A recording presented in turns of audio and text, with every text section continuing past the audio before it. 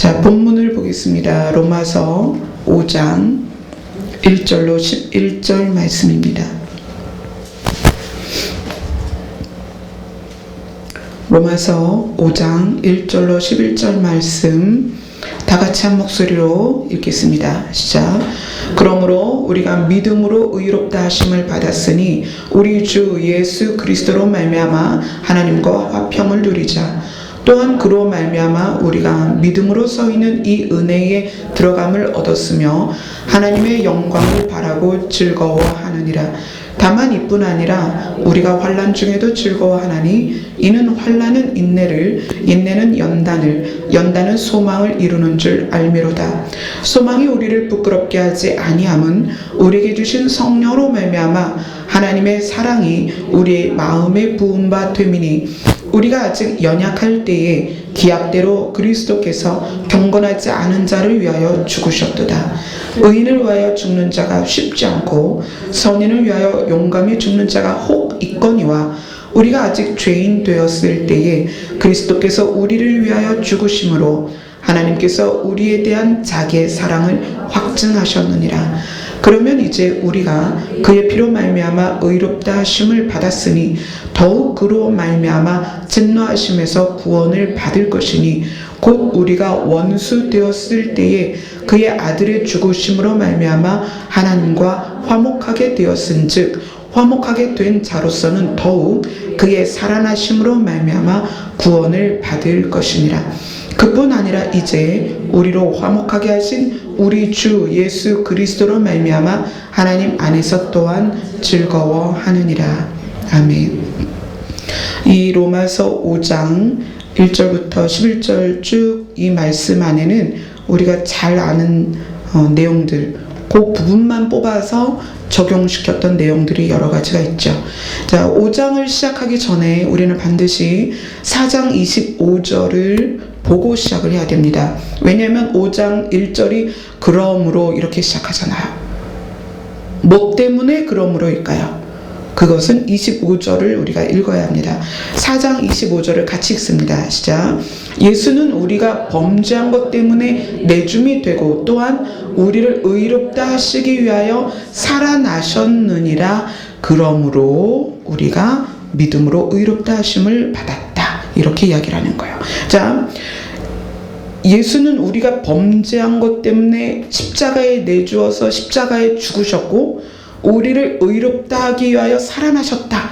이거는 무슨 의미냐면 죽으신 것과 살아나심에는 의미가 다른 의미가 있어요. 그러니까 죽으심만으로도 완성이 될 수가 없어요. 예수 그리스도가 다시 살아나셔야 우리가 믿음으로 의롭게 되는 것이 완성이 되는데 이것은 이제 쉽게 설명하면 이런 거예요. 어떤 사람이 도둑질을 했습니다. 그럼 죄값을 치러야 되죠. 자, 판사가 너가 도둑질을 했는데 이것이 징역 1년형이다. 그러면 그 죄값을 치르기 위해서 교도소에 들어갑니다. 그 교도소에 있는 동안은 뭐 하는 거예요? 죄값을 치르는 거죠. 자, 그럼 이 사람이 죄값을 치르는 상태로 있으면 되는 거냐? 아니요. 교도소에서 나와야 돼요. 나왔을 때 뭐가 되는 거예요? 죄값을 치렀다. 그죠? 죄값을 치렀다. 그래서 이 사람이 이제 죄가 없는 거예요. 죄값을 치른 거에 대해서는 다시 죄를 물을 수 없습니다. 그죠? 그럼 예수님이 십자가에 죽으신 걸로 끝나면 안 된다는 거예요. 십자가에 죽으심은 뭐냐면 우리의 값을 치르시는 행위예요. 그럼 우리의 값이 치러졌다. 완성은 뭐냐? 우리가 이제 죄를 사함받아서 우리는 이제 죄인이 아니다라는 인정은 어디에서 나와야 되느냐? 예수 그리스도가 죽음 가운데서 나오셔야 완성이 되는 거예요. 구약에서 이루어지는 모든 그 죄사함을 위한 번제 또 화목제 이런 것들은 제물이 죽은 것으로 끝났습니다. 살아나오지 않아요. 그래서 구약 시대의 모든 사람들은 자기의 죄를 위해서 매번 번제를 드리고 화목제를 드렸어야 했습니다. 그러나 예수 그리스도께서는 죽으셨고 그 값을 치른 거에 대해서 완성을 해서 십자가에서 사망으로 들어가셨다가 살아나셨어요. 이 살아나셨다는 것은 이제 완전히 죄의 문제를 해결했고 너희는 죄인이 아니다라는 선포입니다. 그래서 살아나심이 굉장히 중요한 거예요. 제가 말씀드렸죠. 승리할 수 없다면 복음이 아니다. 왜 복음인가? 왜 기쁜 소식인가? 승리했기 때문이에요. 예수님께서 십자가에서 죽으셔서 무덤 안에 들어가셔서 안 나오셨으면 복음이 아닙니다. 그러나 살아나셨기 때문에 그게 복음이에요. 우리에게 무엇이다? 이제 우리는 죄인이 아니다라는 선포입니다. 죄값을 치르고 완성했기 때문에 우리는 이제 죄인이 아닙니다. 자, 그러므로 그래서 우리가 믿음으로 의롭다 하심을 받아서 그리스도로 말미암아 누구와? 하나님과 이제 화평케 되었다. 아담과 하와가 죄를 지어서 죽게 된 것을 예수님이 그 값을 치러서 이제 우리는 아담과 하와처럼 나무 밑에 숨을 필요가 없다. 이제는 하나님 앞에 당당히 나가서 화평케 되었다. 이제 그것을 누려라. 그러면서 2절에 이런 얘기를 합니다. 또한 그로 말미암아 우리가 믿음으로 서 있는 이 은혜에 들어감을 얻었으며 하나님의 영광을 바라고 즐거워하느니라. 이 1절, 2절 이 짧은 두 구절에는 우리에게 어떤 의미가 있냐면 죄의 문제가 해결이 됐다. 그래서 우리가 믿음으로 서 있는 이 은혜, 현재 시점을 말하는 거예요. 우리가 삶을 살아가는 동안, 우리가 생명이 붙어있는 동안, 이 삶을 살아가는 동안에 이 은혜를 우리가 소유하고 누릴 수 있어야 된다는 얘기예요. 현재 시점에서. 그 다음에 미래 시점은 뭐다? 하나님의 영광에 들어간다는 거예요. 하나님의 영광을 바라고 즐거워한다는 건 뭐예요? 우리의 미래가 뭐다? 하나님의 영광에 들어가는 것까지 보장됐다는 거예요. 보장. 제가 주일날 비교와 대조에 대해서 이야기를 했습니다. 오늘은 적용에 대해서 이야기를 할 건데, 자, 예수 그리스도의 십자가에서의 승리가 어디에서 증명이 되냐면 3절 4절입니다. 다만 이뿐 아니라 우리가 환난 중에도 즐거워한다. 우리가 이 땅에서 사는 동안에는 여러 가지 일들이 많이 있습니다. 환난이라는 것은 대표적인 단어로 썼지만 우리가 뭐 물질이든 관계든 건강이든 또 여러 가지 뭐 나라적인 문제든 또 집안의 문제든 여러 가지 일들을 우리가 경험하고 어려움을 당하게 됩니다. 근데 그 환난 중에 즐거워하는데 그 즐거워하는 이유가 뭐냐면 하나님의 영광을 우리가 바라보고 그것을 소유하게 될 소망, 그 소망이 우리에게 이루어질 것을 알고 있기 때문이에요. 그러면서 그 과정을 얘기하는데 환난은 인내는 연단은 소망을 이룬다라고 이야기를 해요. 근데 환난이 정말 우리에게 연단이 되는가? 환난과 연단은 여러분들이 비슷하게 쓰지만 전혀 다릅니다. 전혀 다른 내용이에요. 환난은 뭐냐면 우리가 겪는 모든 어려움입니다. 뭐 안 믿는 남편 때문에 핍박을 당하던, 안 믿는 시댁 어른들 때문에 핍박을 당하던, 또 경제적인 어려움을 당하던 모든 게 다 환난이에요. 근데 연단은 뭐냐면 그 환난 안에서 그리스도와 동행함으로 내 믿음이 굳건해지는 거예요. 그게 연단입니다. 연단이 어려움을 겪는 사람들이 내가 연단받고 있어라고 얘기를 하는데, 만약에 그 연단을 그 어려움을 통해서 내 믿음이 강해지고 마음이 굳건해지지 않으면 그건 연단은 아닙니다. 연단이라는 단어의 뜻이 뭐예요? 연단이라는 것은 몸과 마음이 굳세게 되는 걸 말하는 거예요. 근데 우리가 환난을 당하는데 그것이 연단이냐 그냥 환난이냐, 그것은 환난 가운데에서 인내가 이루어져야만 그게 연단이 된다는 거예요. 연단은 우리에게 유익입니다. 환난은 우리에게 유익이 아니에요. 환난은 우리가 고생하는 거고 고통당하는 거고 힘든 거예요. 근데 그 환난 가운데 인내하게 되면 그것이 연단이라는 거예요. 그 연단이 뭐다? 내 믿음이 강해지는 거예요. 내 마음이 단단해지는 겁니다. 내 믿음의 근육이 강해지는 거예요. 그래서 그 다음에 어떤 바람이 불어도 태풍이 불어도 흔들리지 않는 거예요. 그리고 나서 뭐다? 소망을 이룬다는 거예요. 소망이 뭐예요? 하나님의 영광을 내가 취하는 것. 하나님의 영광 안에 내가 들어가는 것. 하나님의 영광을 공유하는 것. 이게 우리의 소망입니다. 그러면 환난이 어떻게 연단이 될 수 있는가? 그냥 지질이 고생하는 그게 아니라 그 환난을 통해서 어떻게 내 믿음이 강해지고 내 마음이 단단해지는 거예요. 거기에 인내라는 중간에 단어가 들어옵니다. 그럼 그 인내가 어떻게 이루어질 수 있는가? 우리는 환난을 어떻게 연단으로 바꿀 수 있는가? 그것을 5절에 이야기하고 있습니다. 5절을 같이 읽습니다. 시작. 소망이 우리를 부끄럽게 하지 아니함은 우리에게 주신 성령으로 말미암아 하나님의 사랑이 우리 마음에 부은 바 됨이니. 소망이 우리를 부끄럽게 하지 아니한다. 내가 하나님의 영광을 공유하고 하나님의 영광에 들어가고 하나님의 영광의 그 자리에 서게 될 것을 소망하고 있었는데 환난으로 끝나버리는 거예요. 내가 그걸 인내하지도 못하고 그걸 통해서 내 믿음이 강해지지도 않고 오히려 어떻게 돼요? 하나님을 떠나버리는 거예요. 하나님이 나를 안 도와주셔. 그리고 떠나버리는 거예요. 그렇게 되면 뭐예요?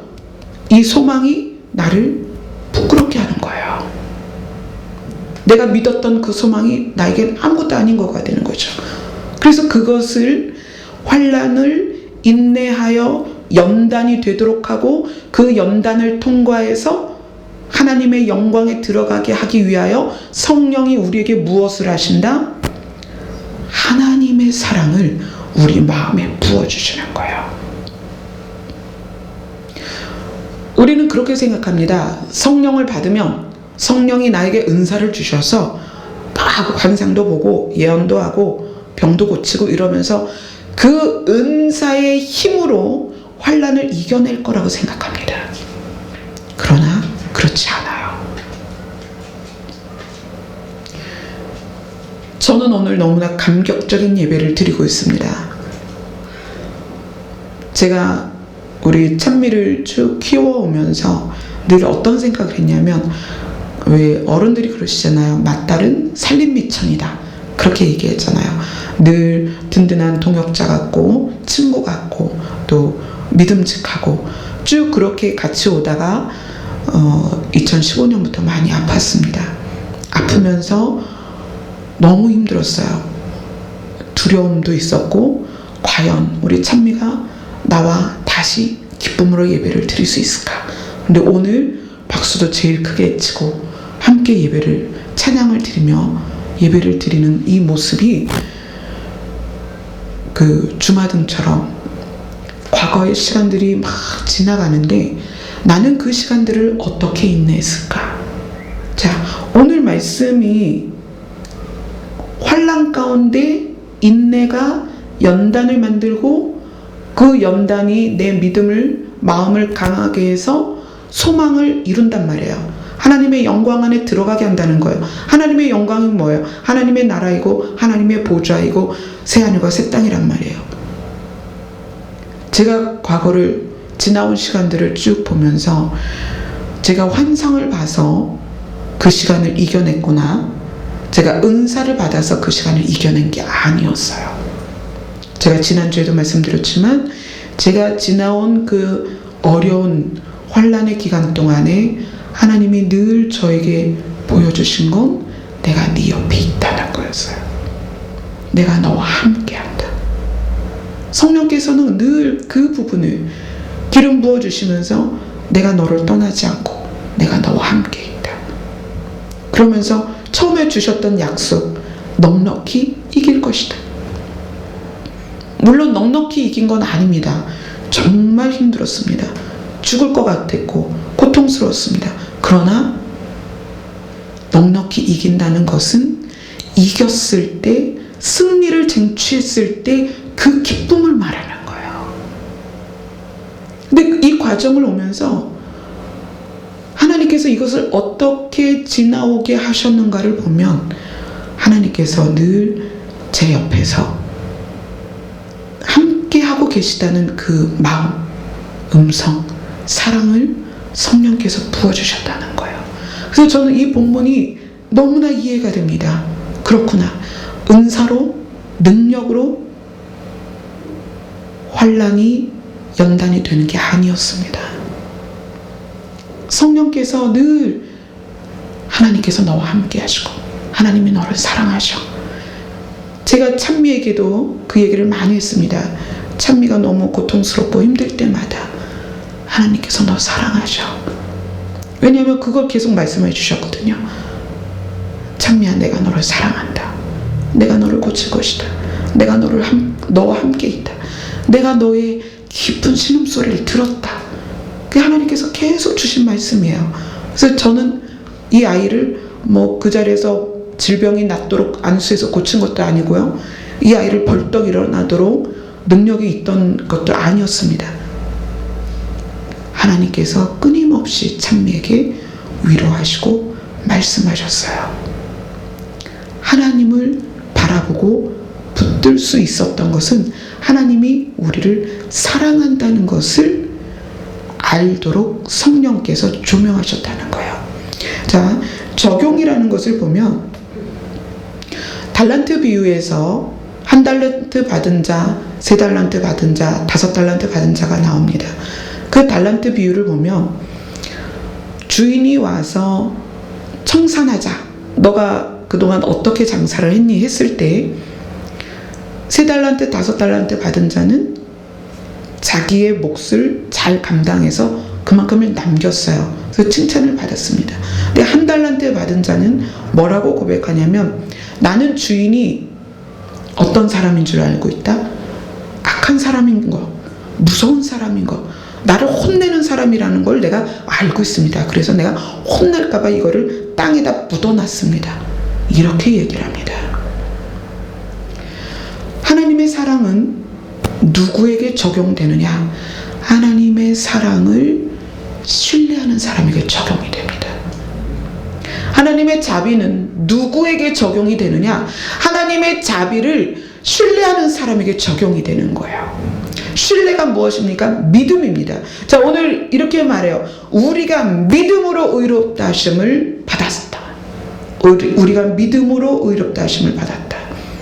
예수 그리스도가 내 죄값을 십자가에서 치르셨고 무덤에서 살아나셨기 때문에 내가 이제 죄사함을 받았다라는 것을 믿었을 때 그게 나에게 적용되는 거예요. 그죠? 적용은 믿었을 때 되는 것입니다. 그러면 하나님이 나를 사랑하신다라고 믿을 때 그 사랑이 우리에게 적용됩니다. 그래서 그 사랑이 나에게 힘이 되는 거예요.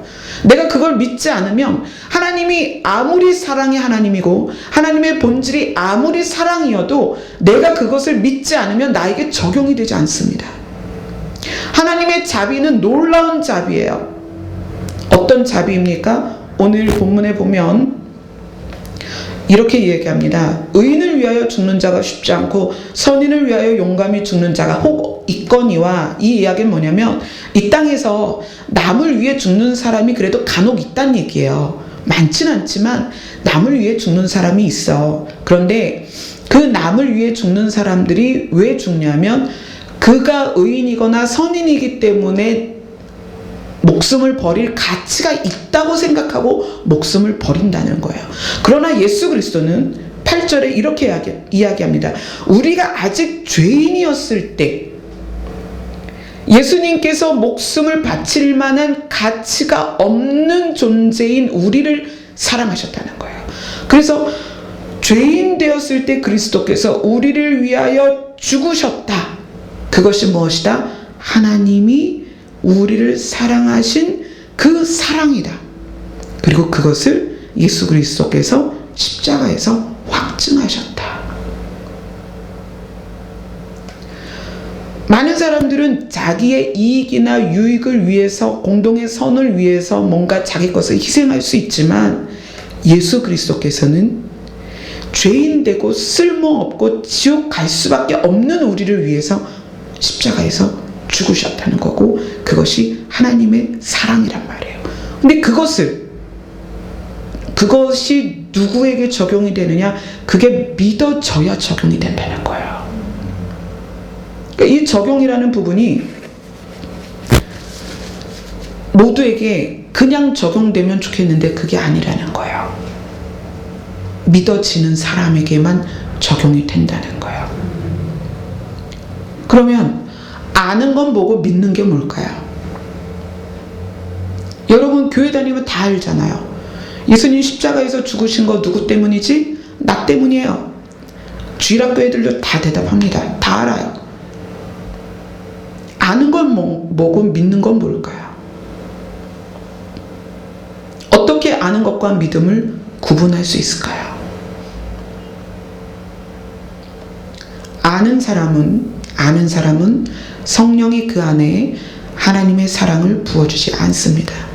그러나 믿는 사람에게는 하나님이 우리를 사랑하신다는 그 사랑을 성령께서 우리 마음에 부어주세요. 그래서 믿음이 없이는 하나님을 기쁘시게 할 수 없다는 거예요. 자, 사랑이라는 걸 한번 생각해 봅시다. 우리 여기 지금 유일하게 부부로 이제 두 분이 계세요. 두 부부가 계신데, 부부의 사랑은 일방이 아니죠. 양방이에요. 서로에게 마음을 주고 서로에게 확인하고 서로가 느끼는 거예요.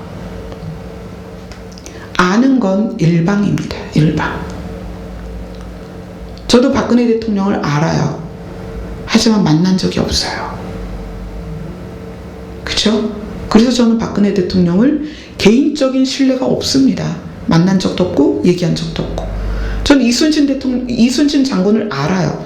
알지만 만난 적도 없고 대화한 적도 없기 때문에 알긴 아는데 서로 안에 신뢰는 없어요. 근데 신뢰는 누구에게 있느냐? 하나님을 믿는 사람에게 신뢰가 있어요. 근데 그 믿음이 어떻게 자라나고 어떻게 확장되느냐? 예수님이 그렇게 말씀하세요. 교회는 만민이 기도하는 집이다. 만나야 믿음이 자라나갑니다. 만나야 신뢰가 굳어지는 거예요. 만나야 신뢰가 강해지는 것입니다. 만약에 부부가 혼인을 하고 첫날 밤을 치르고 부부가 되었는데 한 20년 떨어져 살아요. 그럼 두 사람에게 신뢰가 있겠어요? 부부가 됐다고 신뢰되는 건 아니에요. 그렇죠? 부부이기 때문에 신뢰하나요? 아니요. 서로 많은 시간을 함께 하면서 산전수전 공중전 같이 겪어가면서 전우애도 생기고 미운정도 들어가면서 그러면서 서로에게 신뢰가 생기는 거거든요.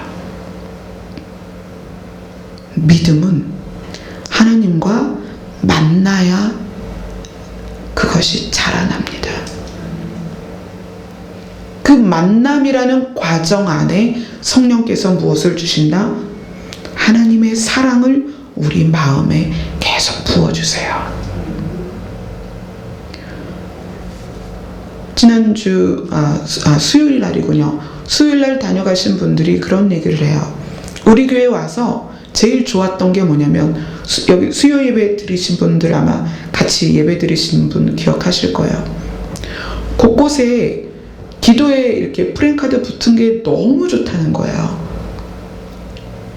그분들이 다니시는 교회는 이제 기도를 많이 안 하니까 그냥 교회 저희 교육관에도 그렇고 본당에도 그렇고 막 눈만 들어도 이게 기도의 프랜카드가 붙어 있잖아요. 기도라는 단어가 교회 안에 붙어 있는 게 그렇게 좋을 수가 없다. 너무 기쁘다. 이런 말씀을 하세요. 우리는 지금 뭔가 굉장히 잘못된 시대에 살아가고 있어요. 모두가 하나님은 아는데 하나님을 믿는 시대가 아니에요. 다 하나님은 알아요. 교회 다니면 다 알죠. 예수님도 다 알아요. 십자가 사건도 다 알고요. 예수님 부활하신 것도 알아요. 그러나 아는 것이 믿음이냐? 아니요, 그렇지 않아요. 믿음은 하나님과 만나고 교제하지 않으면 생길 수 없습니다. 신뢰는 서로 대화하고 마음을 주고받지 않으면 신뢰가 생길 수가 없어요. 그런데 교회가 기도하지 않아요. 기도하지 않으면 어떻게 되는 거예요? 지금 성도들이 아는 선에 머물러 있다는 거예요. 그럼 그 아는 선에 머물러 있는 것이 어떤 결과를 그 삶에서 이루게 되냐면, 오늘 본문처럼 환난을 만나는데 즐거워할 수가 없는 거예요. 환난을 만나니까 죽을 것 같은 거예요. 그 죽을 것 같은 상황에서 이제 그렇게 얘기하는 거죠. 하나님이 있다면 어떻게 이런 일이 나에게, 하나님이 있다면 어떻게 나에게 이런 상황이 이렇게 되는 거예요. 그리고 그때서 하나님께 따지듯이 기도합니다. 하나님 계시다면 이 일을 나에게서 지나가게 하옵소서. 하나님과 대화도 없었고 사귐도 없었던 그들이 환난을 만났을 때 하나님께 다가가는 방법이 뭐예요? 나한테서 환난을 치워주세요. 그러나 하나님과 깊은 만남이 있고 신뢰가 쌓여 있는 사람은 환난을 만났을 때에도 즐거워합니다. 왜요? 소망이 이루어질 것을 알기 때문이에요. 그래, 내가 지금은 매를 맞고, 내가 지금은 굶고, 내가 지금 핍박을 당하고, 바울이 그랬거든요. 죽을 것 같은, 또 사람들이 죽은 줄 알고 바울을 내다 버렸습니다. 그런 상황에서도 바울이 즐거워할 수 있었던 것은 소망, 하나님의 영광에 동참할 수 있는 그 소망은 내가 반드시 이룰 수 있다는 걸 믿었기 때문에 즐거워할 수 있었던 거예요. 그 즐거움이 인내를 통하여 어떻게 됐나? 연단이 되는 거예요. 연단. 여러분 각자의 삶에 많은 어려움들이 있으셨을 거고 지금도 어려움 중에 있으실 거예요. 그 어려움들이 여러분에게는 연단이 돼야 돼요. 그냥 환난에서 끝나면 안 돼요. 연단이 돼야 됩니다. 여러분의 믿음을 강하게 하고 여러분의 마음을 강하게 하고, 그래서 그 소망 앞에 우리가 부끄러워지는 것이 아니라 그 소망을 완전히 이루는 자들이 돼야 되는데, 그것이 어떻게 가능하다? 성령께서 우리 안에 하나님의 사랑을 부으셔서 하나님과의 사랑하는 관계 안에서 환난이 연단이 되는 것이다. 그런데 성령이 누구에게 하나님의 사랑을 부으시겠는가? 누구에게 부으시겠어요? 지속적으로 하나님과 교제하는 사람에게 성령께서 하나님의 사랑을 그 마음에 부으시는 것입니다. 그래서 우리가 어떤 상황이 있든지, 기쁘든지 즐겁든지 또 어렵든지 슬프든지 그 모든 상황 안에서 우리가 뭘 해야 된다? 하나님과의 관계 안에 있어야 된다. 그것이 우리는 교회에서 기도다 이렇게 표현을 해요. 근데 우리가 도식화되고 형식적인 기도를 많이 생각하죠. 11시 예배 때 보통 장로님들 이렇게 나와서 기도하시면 그 구구절절이 너무나 형식적인 언어들로 기도를 하잖아요. 그런 거 말고요. 그런 기도 말고, 남들이 듣는 그런 기도 말고, 내가 좋은 어휘들을 골라서 만들어내는 기도문 말고, 제가 말씀드리는 기도는 하나님과의 만남이에요. 하나님과의 교제입니다. 그것은 형식도 없고요, 틀도 없어요. 또 꼭 예배당이어야 되느냐, 꼭 기도원이어야 되느냐, 아니요, 그렇지도 않습니다. 내가 있는 어느 곳이든지 그곳에서 하나님과 만나야 돼요. 또 성전은 그걸 위해서만 존재해야 합니다. 하나님을 만나는 장소로서, 하나님과 사귀는 장소로서 그래서 모든 사람이 하나님의 영광에 동참할 수 있도록 인도되어지는 그런 자리로서 교회가 그 역할을 해야 돼요. 친목단체나 사교단체가 아니에요. 교회는 사람이 사람끼리 좋아 지내는 그런 곳이 아니란 말이에요. 어떤 자리다? 나라는 개인이 하나님과 교제하는 자리입니다. 내가 수십 년 교회를 다녀도 내가 하나님과 교제하지 않으면 그 시간은 버려진 시간이에요. 정말 불쌍한 겁니다.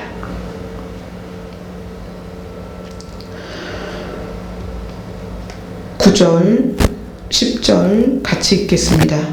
시작. 그러면 이제 우리가 그의 피로 말미암아 의롭다 하심을 받았으니 더욱 그로 말미암아 진노하심에서 구원을 받을 것이니 곧 우리가 원수 되었을 때에 그의 아들의 죽으심으로 말미암아 하나님과 화목하게 되었은즉 화목하게 된 자로서는 더욱 그의 살아나심으로 말미암아 구원을 받을 것이니라. 예수 그리스도가 죽으심으로 우리가 하나님과 화목하게 되었고 예수 그리스도가 살아나심으로 우리가 구원을 받게 되었습니다. 그리고 이것은 신실하게 하나님께서 이루실 것입니다. 이것이 믿어지는 자에게 반드시 적용됩니다. 그래서 구원이 믿음으로 말미암아 되는 것입니다. 그래서 우리가 내가 지금 알고 있는 것이냐 믿고 있는 것이냐 그걸 점검해야 된다는 거예요. 내가 믿고 있다면 나는 지금 하나님과 교제가 이루어지고 있어야 되는 거예요. 아직도 내가 아는 단계에 머물러 있다면 지금부터라도 하나님과의 교제 안으로 들어가야 합니다. 그리고 사귀세요. 하나님과 사귀세요. 하나님은 정말 우리를 사랑하십니다. 그래서 이렇게 얘기하시잖아요. 우리에 대한 자기의 사랑, 누구의 사랑? 하나님의 사랑을 아들 예수 그리스도로 말미암아 확증하셨다. 보여주셨다. 내가 너희를 이만큼 사랑해. 제가 많은 분들과 문자나 카톡으로 상담도 하고 대화를 합니다. 그런데 제가 그 대화 마지막에 꼭 한 번은 이렇게 써서 보냅니다. 하나님은 우리를 위해 자기 아들을 죽이기까지 우리를 사랑하십니다.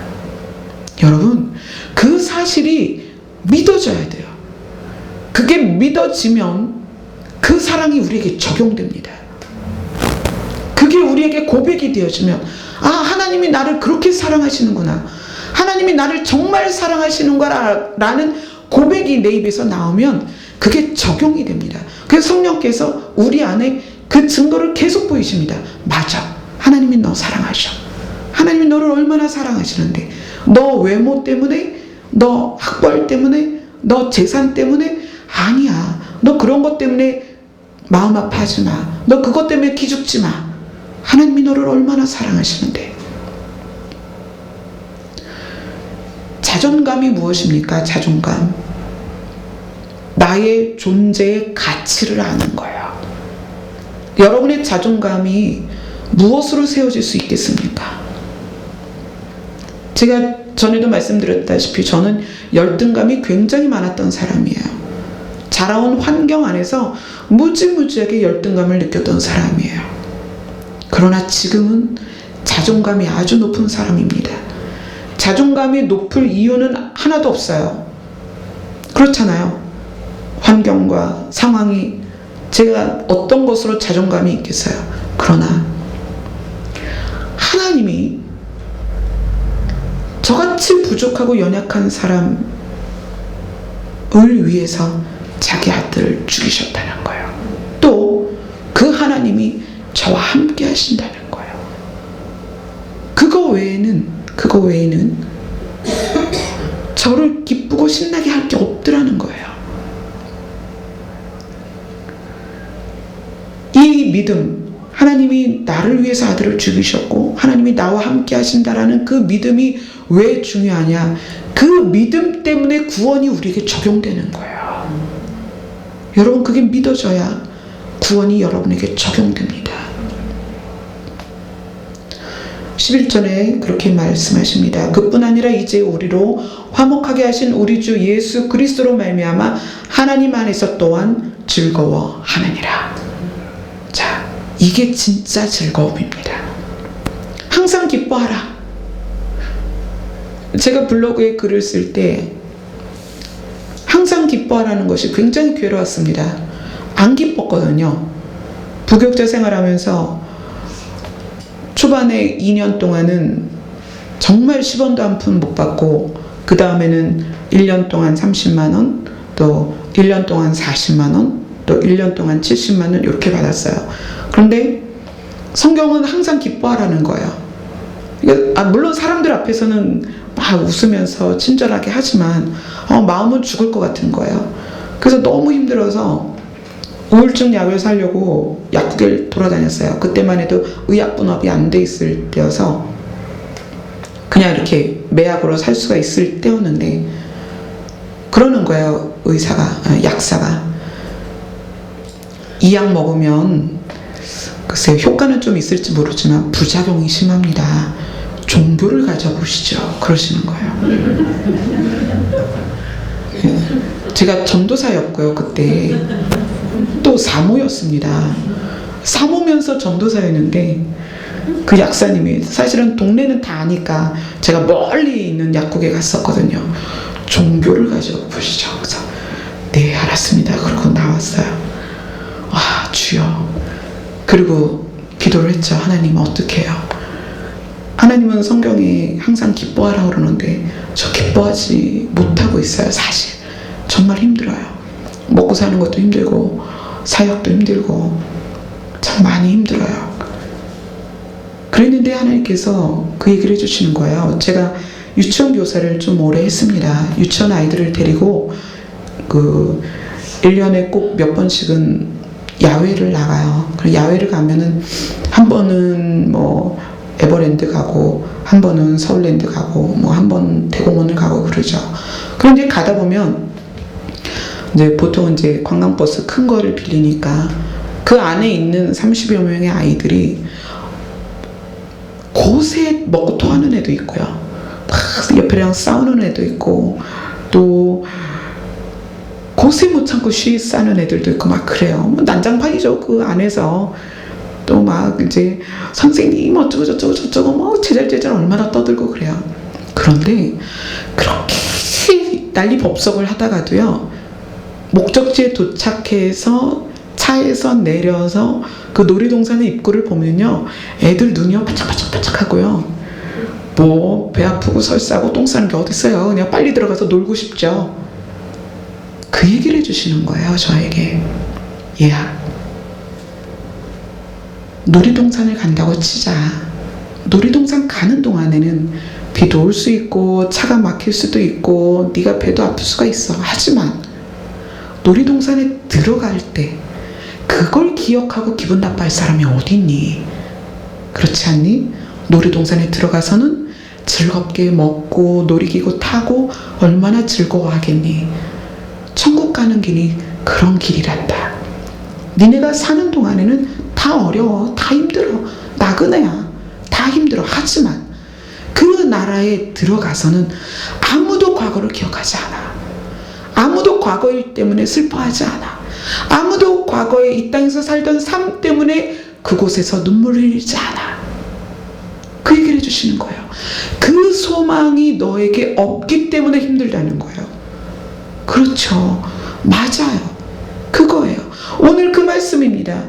환난 중에도 즐거워하는데 그 이유는 환난을 만났을 때 우리가 인내를 하면 우리의 그 믿음이 강해지고 마음이 강해집니다. 그것이 연단입니다. 그 연단은 소망을 이룹니다. 어떤 소망입니까? 하나님의 나라에, 하나님의 영광에 동참하는 소망입니다. 그 소망을 이루게 된다는 거예요. 그래서 우리가 환난 중에도 즐거워하고 기뻐할 수 있다는 거예요. 항상 기뻐하라가 어떻게 가능한가? 소망이 있는 사람에게 가능하다는 거예요. 그리고 그것을 소망하는 사람에게 그 소망이 그 내용대로 적용된다는 거예요. 놀랍지 않습니까? 그것을 바라보는 것만으로 우리에게 적용된다는 거예요. 그게 믿음의 놀라운 결과입니다. 하나님께서 그 하나님의 영광에 참여하려면 사목이 필요해. 그런데 지금 여기 자신 있어요? 사목 낼 사람? 없죠? 저도 못 가요. 근데 하나님은 그게 아니에요. 하나님이 하나님의 영광에 참여하려면 너희들이 하루에 한 5시간은 교회 와서 봉사해야 돼. 누가 할 수 있겠어요? 하나님은 그런 커트라인을 이야기하지 않으세요. 믿어. 믿으면 적용시켜줄게. 이게 하나님의 은혜예요. 내가 너를 사랑해서 내 아들을 죽였어. 그걸 믿으면 그걸 통해서 구원받는 거야. 너무 놀라운 거예요. 하나님의 은혜는 그것입니다. 우리가 믿었을 때 그것을 적용해 주겠다라는 거예요. 그래서 뭐라고 해요? 믿음은 바라는 것들의 실상이라는 거예요. 우리가 하나님의 나라를 믿고 그것을 소망할 때 그것은 우리에게 현실이 되고 적용이 된다는 거예요. 이게 놀라운 은혜입니다. 우리가 무엇을 하고 무엇을 드리고 무엇을 바치고가 아니에요. 믿음으로 말미암아. 그 믿음으로 우리가 의인이 되었고 그 믿음으로 말미암아 그 소망이 나에게 현실이 된다는 거예요. 그래서 기쁜 거예요. 그래서 환난 중에도 우리가 즐거워할 수 있는 것입니다. 제가 이 여러 가지 환난을 지나오면서 이제 그것이 저에게 연단으로 저를 강하게 하는 그런 과정이 되었습니다. 찬미도 마찬가지일 거고요. 찬미가 가장 힘들었을 때 제가 그런 얘기를 했습니다. 찬미야, 너의 치유는 엄마의 사역과 맞물려 있다. 너가 이제 치유될 거야. 너가 치유되면 엄마는 그때부터 진짜 사역이 시작된다. 왜냐하면 여러분, 환난이 인내를 통해서 연단이 되고 소망을 이루는 증거가 됐기 때문입니다. 여러분들이 하나님께로부터 찬미가 치유된다는 꿈을 꾸신 분이 여러분이 있습니다. 음성을 들은 분들도 있어요. 그걸 붙잡고 여러분들 2015년부터 17년까지 인내해오지 않았습니까? 많은 시간을 함께 해왔습니다. 그리고 이제 찬미가 집으로 돌아갈 수 있었고 이제 예배를 드리러 나왔습니다. 그 긴 시간 동안에 하나님께서는 우리에게 은사를 주시고 뭐 무지막지한 뭘 보여주신 게 아니에요. 늘 우리와 함께 하신 것을 보여주셨어요. 기도 가운데 은혜 주시고 찬양 가운데 은혜 주시고 우리의 마음을 만져주시고, 그죠? 그것이 뭐예요? 성령께서 하시는 일이라는 거예요. 성령께서. 물론 때로는 은사를 통해서 성령께서 강하게 일을 하십니다. 그러나 진짜 성령의 사역은 우리에게 예수 그리스도를 보여주시는 거예요. 하나님을 우리에게 나타내 보여주시는 건데, 오늘 말씀처럼 하나님의 사랑이 우리 마음에 부어지도록 성령께서 일을 하시는 것입니다. 오늘 말씀 중에 여러분이 꼭 기억하셔야 될 것은 신뢰하고 믿는 것이 우리에게 적용됩니다. 여러분, 하나님을 어떻게 믿고 계십니까? 여러분의 믿음을 점검하셔야 돼요. 나는 하나님을 어떻게 믿고 있는가? 하나님이 어떤 분이라고 믿고 있는가? 또 나는 하나님을 아는 것인가 믿는 것인가? 내가 믿는다고 누구에게 말할 수 있다면 그 사람은 하나님과 교제가 이루어지고 있는 거예요. 그런데 믿는다고 말하면서도 하나님과의 교제가 없다면 사실은 그 사람은 불쌍하지만 믿는 게 아니라 아는 거예요. 이제 아는 자리에서 믿는 자리로 와야 됩니다. 그걸 위해서 교회가 존재하는 거고요. 그걸 위해서 사역자들이 있는 거예요. 사역자들이 교회를 키워서 하나님께 상급받으려고 사역자가 있는 게 아니라 성도 한 사람 한 사람이 하나님과 관계로 나아가도록, 그래서 하나님을 신뢰하고 믿을 수 있도록, 그래서 하나님의 영광이 그들에게 적용되도록 그렇게 돕기 위해서 사역자가 있는 거죠. 여러분들께서 매일매일의 삶 동안에 시간 안에 여러분이 하나님과 교제하세요. 하나님을 자꾸 부르시고 찾으시고 대화하세요. 하나님이 말씀하시고 응답하시고 또 성령께서 하나님이 우리를 얼마나 사랑하시는지를 우리의 마음에 계속 부어주실 거예요. 그것이 하나님의 사랑을 느낄 때 어떤 환난도 우리가 인내할 수 있게 될 것이고요. 또 그렇게 환난을 이겨내고 그 연단을 통해 우리가 강해질 때 소망이 우리에게 실제가 될 것입니다. 기도하겠습니다.